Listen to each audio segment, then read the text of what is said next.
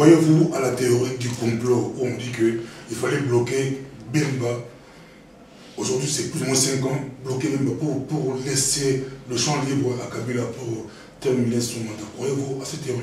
Je dirais plutôt qu'il y a des éléments troublants.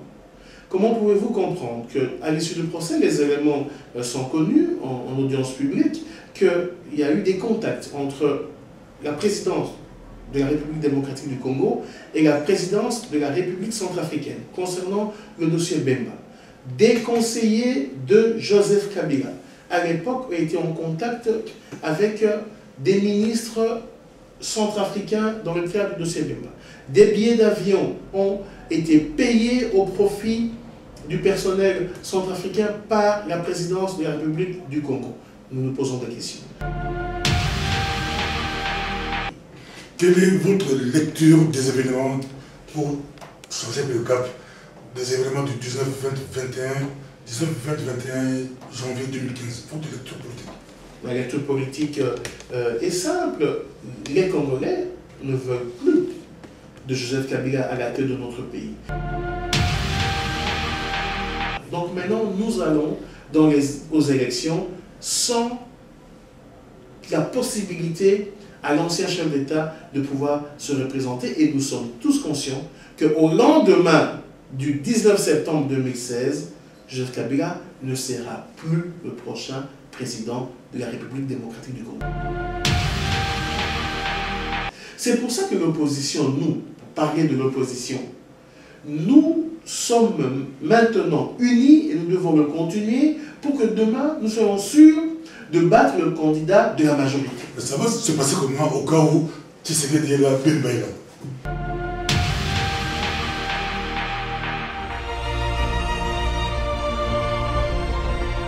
Chers téléspectateurs du micro du pasteur Bobo, partout à travers le monde, nous vous disons bonjour ou bonsoir, ça dépend de l'heure à laquelle vous nous regardez. Nous sommes ici à Bruxelles, nous sommes au bureau de Jean-Jacques Mungani, qui est le secrétaire national chargé des fédérations extérieures du MLC de Jean-Pierre Bemba. Bonjour, monsieur Jean-Jacques Mungani. Bonjour, pasteur Bobo. On vous suit partout à travers le monde aussi. On vous demande de vous présenter vous-même. Comment allez-vous le faire?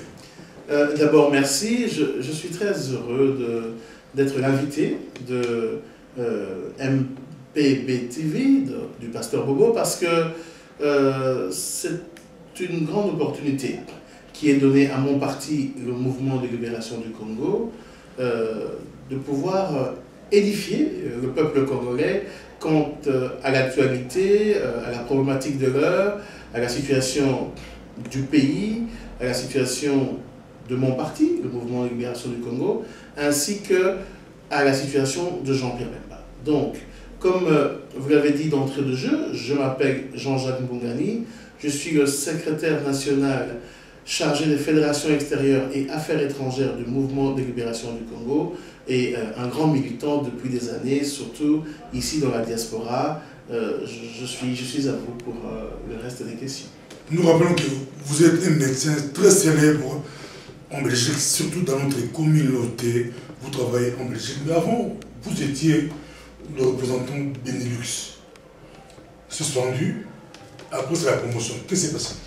Non, d'abord, comme vous avez dit, je suis médecin, effectivement. Depuis des longues années, je travaille pour le bien des gens, pour le bien des populations, tant belges qu'africains ou congolais. Je le fais avec passion. C'est avec la même passion également que j'ai un œil sur la politique de mon pays, sur le problème qui concerne notre peuple. J'ai représenté pendant 13 ans, donc depuis des longues années, le Mouvement de libération du Congo comme représentant du MLC au Benelux. Et il a plu au président de mon parti de me lever à la fonction de secrétaire national il y a quelques mois. C'est un grand honneur et je pense assumer ces fonctions avec autant de détermination que je l'ai faite pour mes précédentes responsabilités. J'ai été suspendu, c'est vrai comme vous le dites, mais c'est dans le cadre de notre parti. À un moment donné, j'ai, comme d'habitude, des points de vue tranchés qui n'étaient pas forcément en accord avec les autres membres de mon parti, et j'ai subi une sanction, mais très vite, les mêmes cadres du parti, avec la demande de la base, ont compris qu'il fallait me rétablir à mes fonctions, ce qui a été fait 4 semaines après ma suspension. Je ne regrette pas, c'est plutôt un moment de sagesse, un moment où on se remet en cause, où on réfléchit, mais ça m'a donné encore plus de détermination pour parler de mon pays, pour parler du MLC et du président de mon parti avec la même ténacité. Vous êtes très proche de Jean-Pierre Bemba, on vous dit que vous êtes les yeux et les oreilles de Jean-Pierre Bemba. Tous les yeux des grands partis d'opposition sont braqués sur la haie, la Hollande, l'Europe. Tout le monde attend le dossier Jean-Pierre Bemba. Quelles sont les chances de Bemba de pouvoir retrouver sa liberté? Parce que tous les états-majors de partis au Congo, ça bouge. C'est vrai, Jean-Pierre Bemba a énormément de chances d'avoir une issue favorable à l'issue de son procès. Il est peut-être important que je puisse rappeler que Jean-Pierre Bemba est retenu à Scheveningen, donc dans les locaux de la Cour pénale internationale depuis maintenant 7 ans, dans le cadre de 2 affaires. Premièrement, il est arrêté en mai 2008 dans le cadre de l'affaire qui concerne les crimes de guerre et crimes contre l'humanité qu'auraient commis des militaires du MLC en République centrafricaine d'octobre 2002 à mars 2003. C'est dans le cadre de cette affaire qui a été instruite et reçue à la CPI qu'une enquête a été diligentée qui a emmené à un mandat d'arrêt dans l'arrestation, comme je viens de le dire, de Jean-Pierre Bemba, ici d'abord à Bruxelles, et puis son transfèrement à la CPI. On a suivi la défense qui a défendu valablement Jean-Pierre Bemba, qui se dit innocent de tous les faits qu'on lui reproche.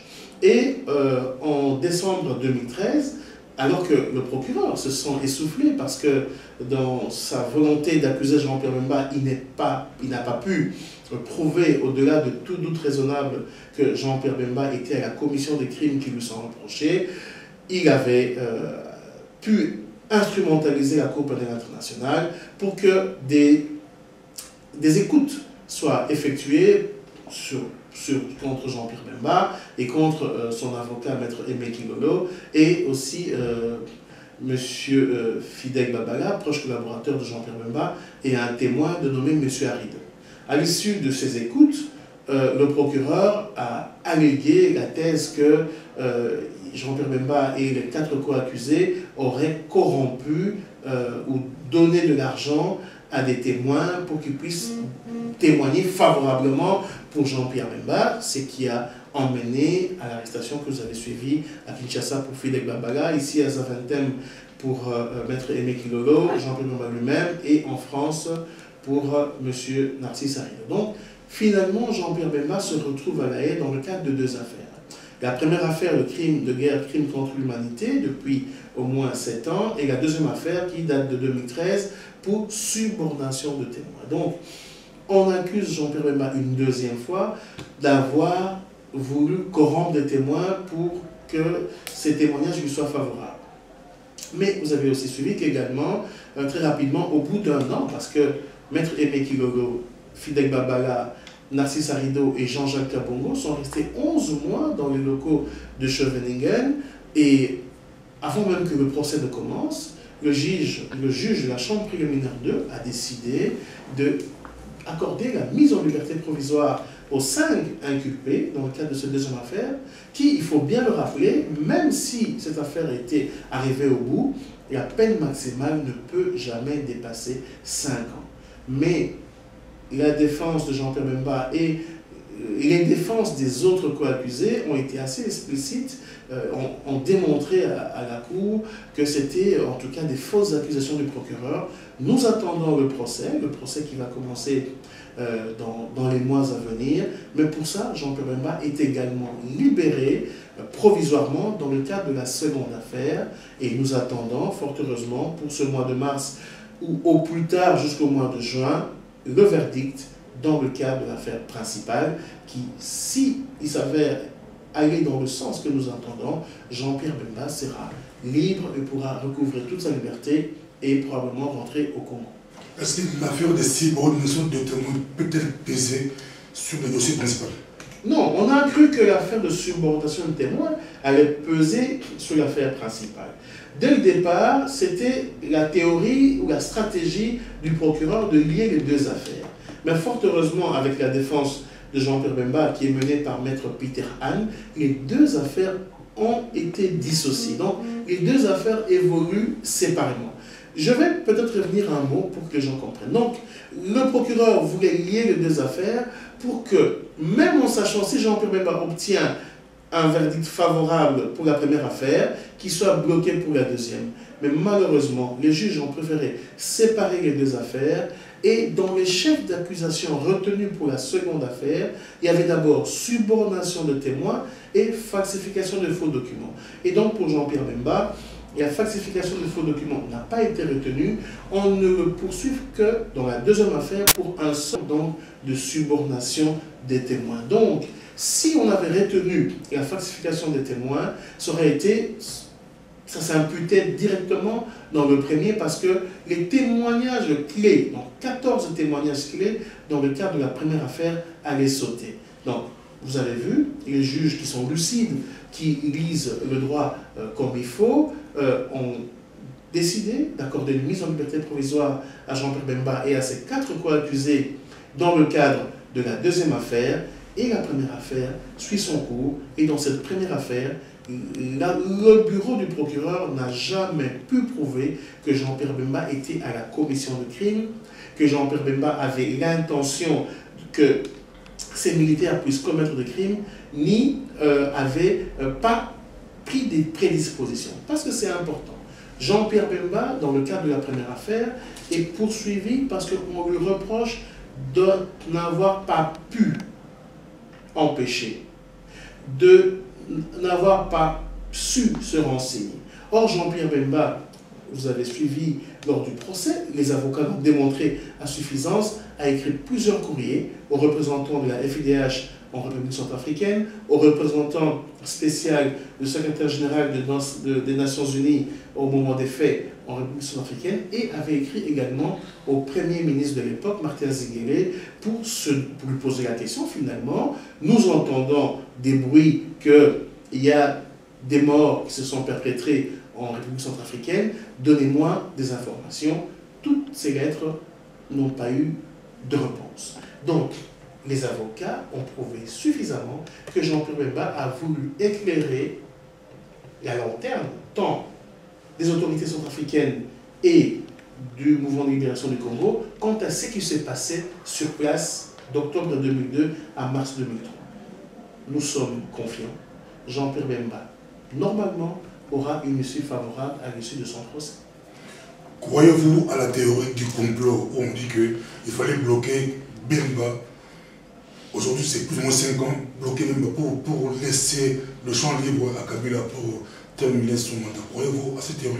Je dirais plutôt qu'il y a des éléments troublants.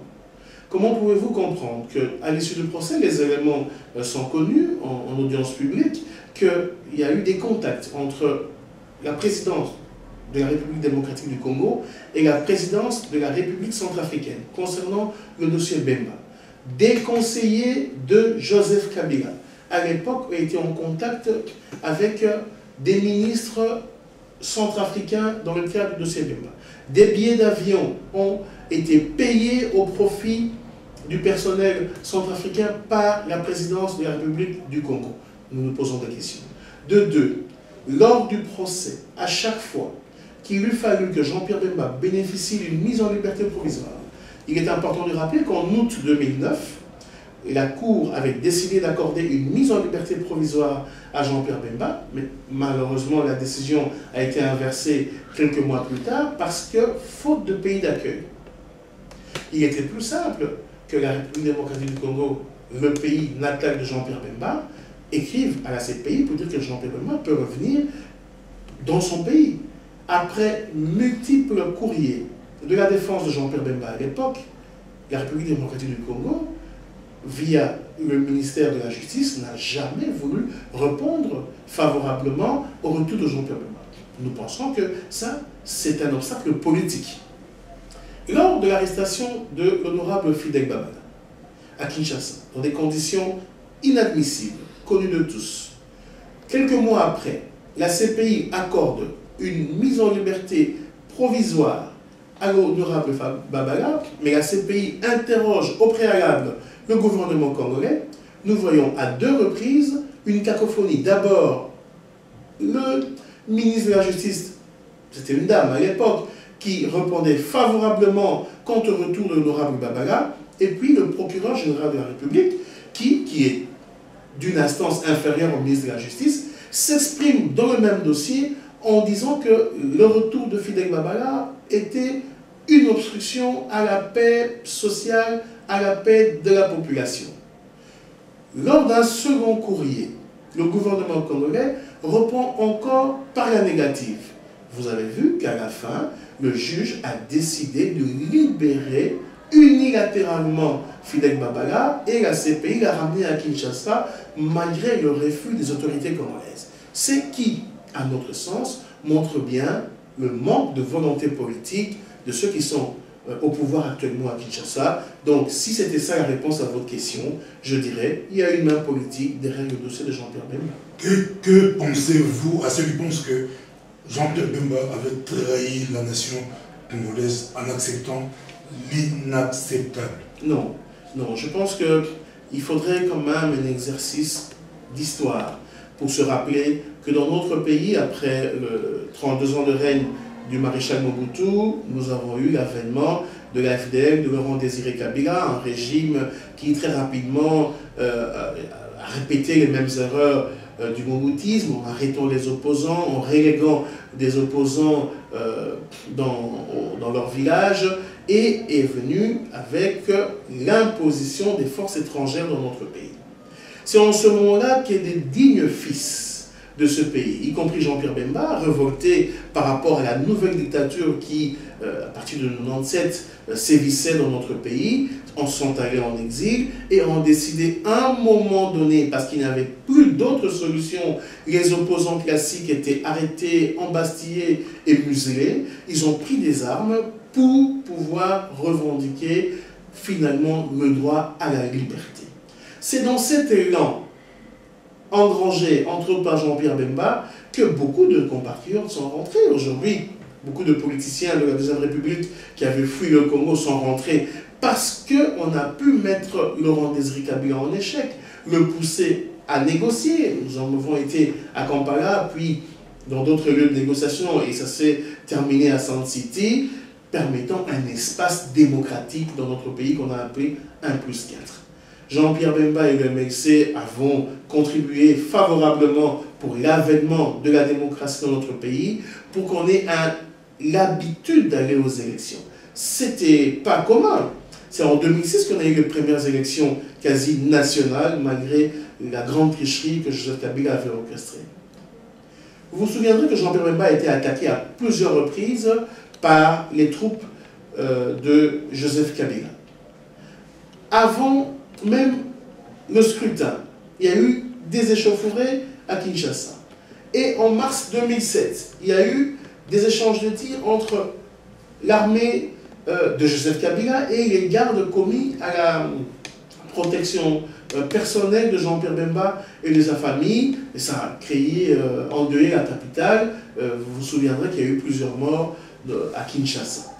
C'était de la responsabilité d'un homme que de dire, face à cette volonté finalement de certains parrains politiques de Joseph Kabila, qui voulait imposer au peuple congolais, malgré sa volonté, une personnalité politique, Jean-Pierre Bemba a refusé que le sang du peuple congolais ne coule à nouveau. C'est pour ça qu'il a dit clairement qu'il se rangeait pour faire de l'opposition républicaine. Voilà l'engagement d'un fils du pays qui refuse que le sang coule. La preuve que le combat politique de Jean-Pierre Bemba est un combat noble, aujourd'hui, après autant d'années, le mouvement de libération du Congo reste un des grands partis politiques dans notre pays. Je peux vous dire, à l'instar de l'UDPS du président Etienne Tshisekedi, avec beaucoup de trahison. À l'instar de l'UDPS du président Etienne Tshisekedi, le MLC est un des grands partis politiques capables de faire l'alternance. Et en plus, l'aura de Jean-Pierre Bemba n'est pas à discuter. Aller à Kinshasa, aller partout en République démocratique du Congo, je pense que c'est la personne qui est attendue du peuple congolais pour demain diriger, pour emmener le peuple vers une nouvelle direction. Si Bemba sortait aujourd'hui, est-ce qu'il peut encore faire rêver? Bemba est l'espoir d'une frange de la population congolaise. Le rêve, finalement, n'est pas sur la personne de Bemba. Le rêve est sur la prospérité du peuple congolais. Vous savez que pour diriger le Congo, il faut avoir l'amour du Congo. C'est ce que manque la plupart des acteurs politiques dans notre pays aujourd'hui. C'est ce que manque de manière criante Joseph Kabila. Je peux dire avec toute responsabilité que Joseph Kabila n'a pas l'amour du Congo. Et je peux aussi affirmer que Jean-Pierre Bemba, c'est finalement son rêve. Se faire du Congo un pays prospère. Et à ce titre, Jean-Pierre Bemba demeurera, comme d'autres leaders politiques, ceux qui emmèneront réellement le renouveau dans notre pays. Quelle est votre lecture des événements pour changer le cap des événements du 19-20-21 janvier 2015? Votre lecture politique. La lecture politique est simple. Les Congolais ne veulent plus de Joseph Kabila à la tête de notre pays. Les Congolais ne veulent plus qu'un individu se pérennise au pouvoir. Nous étions dans un schéma classique avec un règlement connu, qu'on appelle la Constitution. 2 mandats, et puis après, on ne sait plus se représenter. Vous avez vu toutes les manœuvres dilatoires de la majorité présidentielle. D'abord, ils ont essayé de changer la Constitution. Il y a eu des bruits dans ce sens. Ils ont fait des pétitions pour mobiliser la population quant à la nécessité du changement de Constitution. Des leaders de la majorité sont sortis, le pasteur Mougalo par exemple, pour dire qu'on ne peut pas continuer avec une même constitution écrite par des étrangers. Il faut une constitution écrite par le fils du pays. Et vous qui êtes homme de Dieu, le pasteur Mougalo a harangué en disant on ne peut pas continuer avec une constitution de laquelle on ne parle pas de Dieu. Et voilà. Ils ont essayé, mais ça n'a pas marché. Très vite, l'opposition, la société civile et le peuple congolais n'était pas d'accord par rapport à cette volonté-là même, à l'idée même de changer la Constitution. Après, parce que ce sont des gens qui ont une intelligence du mal, ils sont venus avec la loi électorale. Une loi truffée de stratagèmes pour pouvoir demeurer au pouvoir. On a parlé de l'article 8, alinéa 3, qui intelligemment liait l'organisation des élections à l'identification des populations. Ils ont, en ce moment-là, signé un décret qui existe depuis au moins 3 ans, le décret de la création de l'ONIP, l'organe national de l'identification de la population. Mais les Congolais, les politiciens, la société civile éclairée, tous nous avons dit non. Pour identifier correctement la population, c'est qu'on veut dire autrement recenser la population, cela va nous prendre au moins 3 à 4 années. Alors que le délai constitutionnel qui met fin au mandat de Joseph Kabila est au 19 septembre 2016. Donc nous aurons un glissement du calendrier électoral et donc c'est une manière qui permettrait à Joseph Kabila de rester au pouvoir au-delà du délai constitutionnel. Voilà pourquoi l'opposition, en toute responsabilité, vous avez suivi, a fait appel au peuple congolais pour venir dire non. Pas pour créer le désordre, ni casser comme le pouvoir a essayé de reléguer pour montrer que les étudiants ont commis des fautes. Non, c'est plutôt venir nombreux au palais du peuple, qui est finalement le palais de tous les Congolais, dire non à cette manœuvre de changement de la loi électorale. Malheureusement, derrière les policiers, il y avait la main noire du pouvoir organisateur des élections, la main noire du régime actuel, et la police qui a tiré à balles réelles, occasionnant plus de 42 morts, tels que les organisations internationales l'ont relevé. Nous pensons que cette fois-ci, c'est plus possible de continuer avec un tel régime. D'ailleurs, après qu'ils ont tué les populations, ils sont revenus en arrière. Les sénateurs qui devaient faire la deuxième lecture de cette loi se sont rebiffés. Ils ont préféré aller dans le sens de la sagesse et l'article incriminé a finalement été enlevé de la loi électorale. Donc maintenant, nous allons aux élections sans la possibilité à l'ancien chef d'État de pouvoir se représenter. Et nous sommes tous conscients qu'au lendemain du 19 septembre 2016, Joseph Kabila ne sera plus le prochain président de la République démocratique du Congo. Mais ce n'est pas tout. Il y a encore d'autres problèmes. Le calendrier électoral, j'espère qu'on va en parler. Oui. Et les textes sont clairs, Pasteur Bobo, Joseph Kabila, au 20 septembre 2016, passera le témoin à une autre personnalité politique qui va diriger notre pays. Ça ne sera plus lui. Selon la Bible qui dirige notre pays, qu'on appelle la Constitution, conformément à la loi spéciale qui est érigée dans la loi électorale, il ne pourra plus être chef d'État dans notre pays. Le calendrier Malou est-il réaliste? C'est faisable? Le calendrier Malou est un calendrier global. L'opposition, nous l'avons accueilli avec joie, mais pas consensuel.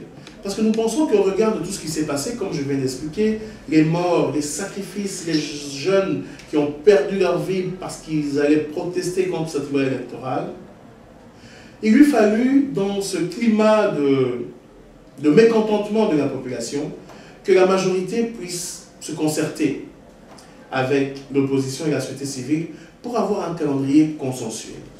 Ils ont préféré faire un passage en force, nous proposer un calendrier irréaliste, je vous l'ai budgétivore. 1,145 milliard et des poussières de dollars pour la tenue de ces élections. Nous nous posons la question, où est-ce qu'ils vont avoir cet argent et dans quel délai? Organiser au moins 6 élections en 13 mois. Nous nous posons des questions. Vous avez vu que l'opposition, les jours passés, nous sommes venus proposer autre chose. Nous voulons qu'il y ait un saut électoral, c'est-à-dire que les élections municipales, locales, municipales et urbaines soient postposées pour 2017 ou même plus tard. Parce que les chefs de groupement, les chefs de secteur, sont des élections qu'on n'a pas connues depuis très longtemps. On pourra les organiser plus tard. Mais concentrons-nous sur les élections qui légitiment les institutions. Les élections des députés provinciaux, parce que c'est eux qui voteront les sénateurs et les gouverneurs de province.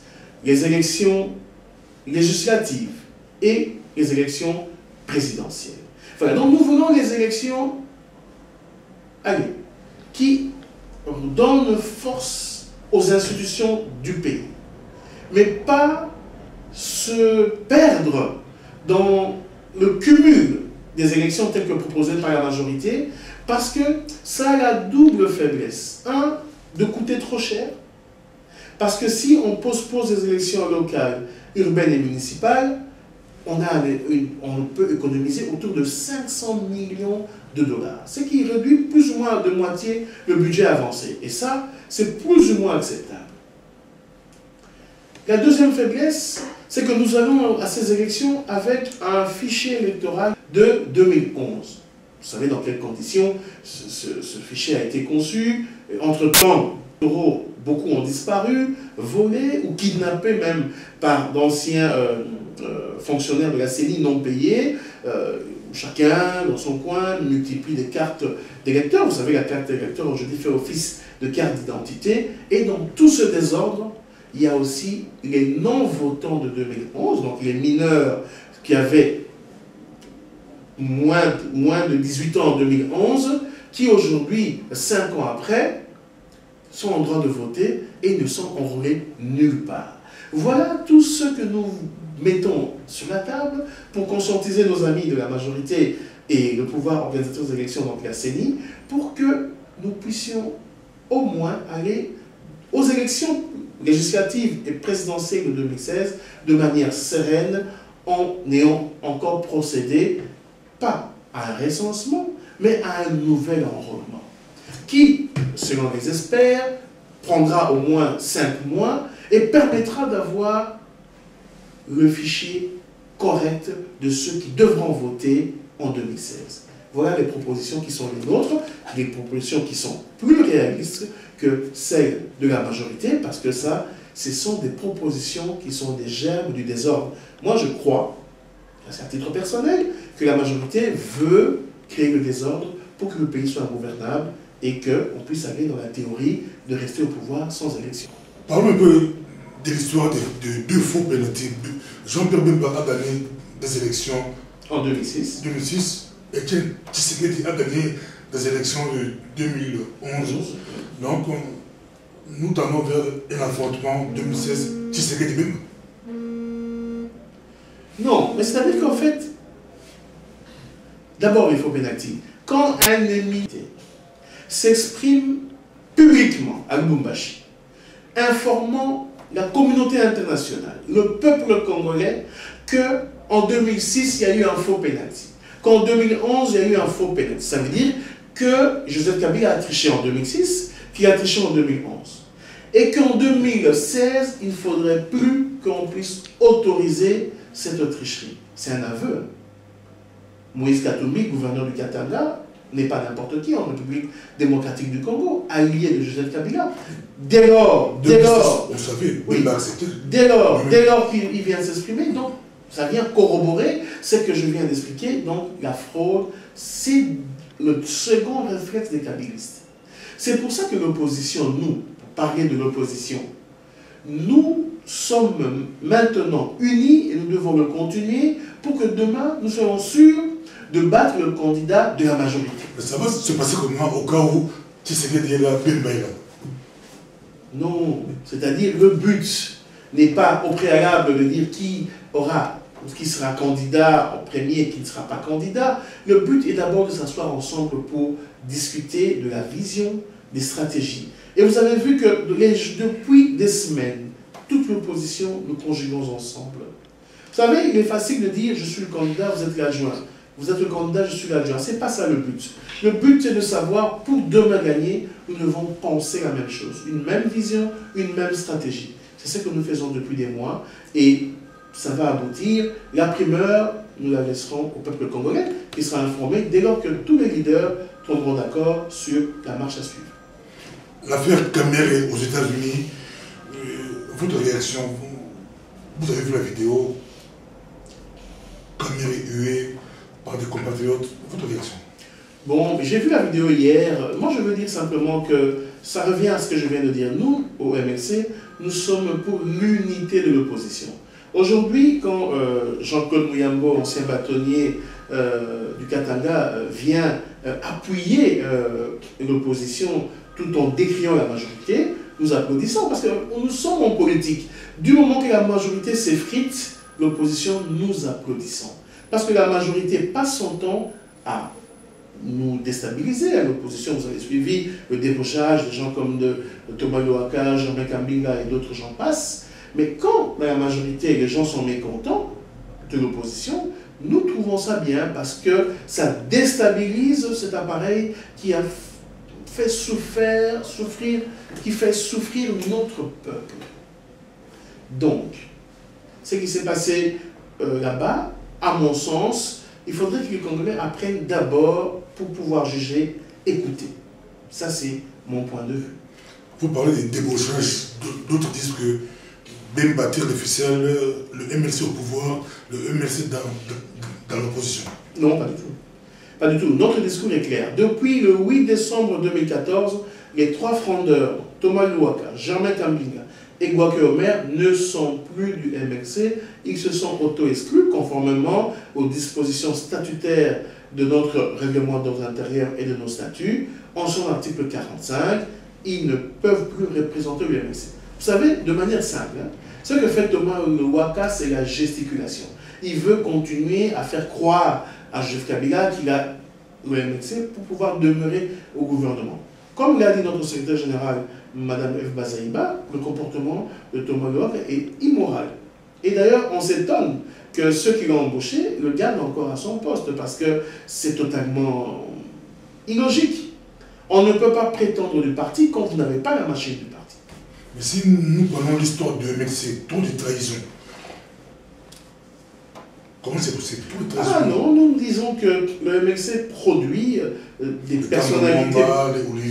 Le MLC produit des personnalités politiques de grand renom, mais ceux qui ont l'appétit vorace, qui n'ont pas de fierté, qui, pour des raisons bassement de clientélisme, rejoignent vite la mangeoire, donc le pouvoir, mais le peuple jugera. Aujourd'hui, vous verrez que tous ceux qui ont quitté le MLC, leur aura politique s'est effritée. Ils ne valent plus grand-chose en termes politiques. Je crois que Tambou Mamba n'a même pas été réélu aux élections précédentes. Thomas Louaka, d'ailleurs, même n'a jamais été élu en 2011 aux élections législatives, mais le MLC continue, on en parle, la preuve, vous venez de nous voir. Dans l'hypothèse où Jean-Jacques Mbongoli est ministre de la Santé, quelles sont les 5 mesures que vous allez prendre? Merci beaucoup pour ces prévisions qui viennent de votre part. Je pense que je ne fais pas la politique pour avoir le titre de ministre. Moi, je fais de la politique par conviction. C'est pour changer le devenir de mon pays. C'est pour changer le devenir de mon peuple. Derrière le mouvement de libération du Congo, derrière Jean-Pierre Bemba, j'ai déjà donné beaucoup pour mon pays et je continuerai à le faire. Plaise à Dieu de nous garder en vie pour que demain nous voyions finalement notre pays libre. C'est en ce moment-là que je serai fier de dire que mon peuple est libre. J'ai dit tantôt, pour l'amour du Congo, nous nous donnons corps et âme, je donne mon temps, ma vie carrément, pour que ce pays puisse avancer. Pas pour des objectifs de positionnement politique. Est-ce qu'il y a des Occidentaux qui préparent Jean-Pierre Bemba? Est-ce que vous préparez Jean-Pierre Bemba pour Azwa et Bongola, Igwe, Azwa Susuna, Kitiwa? Pasteur Bobo, mon tournant na yo bandeko ebele batuna kangongai. Est-ce que Bokangemi, il y a président Jean-Pierre Bemba, ezali ndingisa te bamindele bakoka ko sukula bongo po te lobi soka zoni na mboka a sala ndenge bango balingi asala na ndimité. Mais yebate 7 ans na Bokangemi ezali temps monene po te akoka ko kanisa malamu ndenge mboka ekoki kotambola po te pasi ya bakongolais esila. Biso ba été omonaka souvent ngai par exemple chaque fois nous avons édifié ce qui n'a moni po te aza na vision monene po na Congo.